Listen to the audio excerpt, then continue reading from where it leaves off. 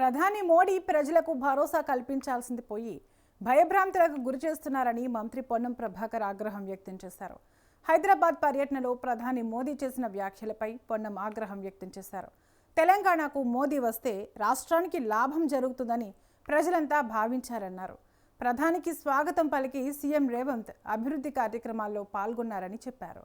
ప్రధానమంత్రి వచ్చి petrol diesel వాడవద్దు, బంగారం కొనవద్దు, వంట నూనె వాడవద్దు అంటున్నారని మండిపడ్డారు. ఒక ప్రధాని స్థాయి వ్యక్తి ఇలా మాట్లాడటం సరైందేనా అని ప్రశ్నించారు. దేశంలో మంచి పరిపాలన అందిస్తున్నామని చెప్పి ప్రజల మీద భారం వేస్తున్నారని మండిపడ్డారు.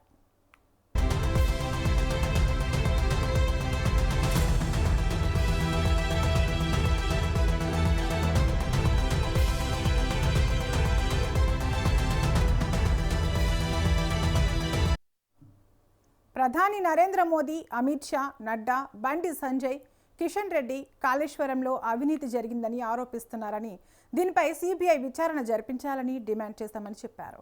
తెలంగాణ ప్రభుత్వం సిబిఐ విచారణకు ఆదేశిస్తే ఎందుకు చేయడం లేదని ప్రశ్నించారు. తెలంగాణకు 12 ఏళ్లలో ఏం చేశారో చెప్పి బీజేపీ నేతలు మాట్లాడాలని అన్నారు.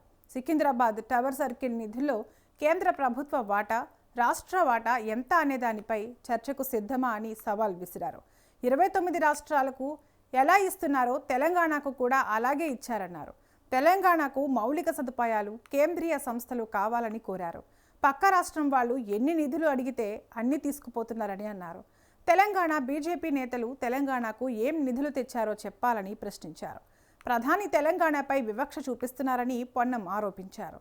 తెలంగాణ ఏర్పాటు పట్ల మోదీ, అమిత్ షా, పలువురు బీజేపీ ఎంపీలు వివక్ష పూరితంగా మాట్లాడుతున్నారన్నారు.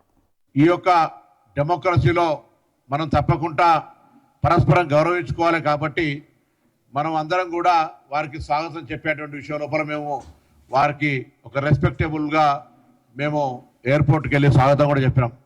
గౌరవ ముఖ్యమంత్రి గారు వారు పాల్గొన్న అభివృద్ధి కార్యక్రమాల్లో కూడా స్వయంగా పాల్గొనడం జరిగింది.